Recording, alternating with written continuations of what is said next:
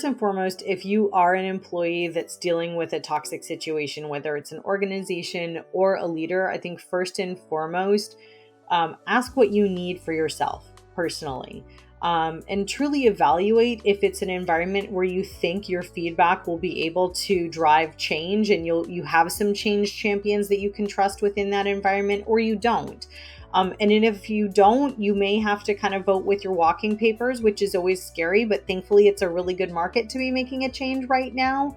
However, do provide that feedback. Don't shy away from it, because it is important for your employer to know that that is the decision that you're making, and that is why you're moving on. Because if we don't provide feedback, especially about toxic leaders, then they will just stay in their roles and be allowed to continue and be allowed to create more trauma on a daily basis. And then make sure you're getting help too. So, whether it's therapy, whether it's, I love to trail run and that helps me with my mental health. Make sure that you're getting some time for yourself and getting some separation from that environment, because when you're in that environment, it can truly feel overwhelming and all encompassing. And if you can get out into nature or get out into an environment or space that gives you joy, that can help you get a little bit more objectivity, so that you feel like you can make a decision out of strength, not just out of desperation to get out of there, because that can be a really overwhelming feeling for sure.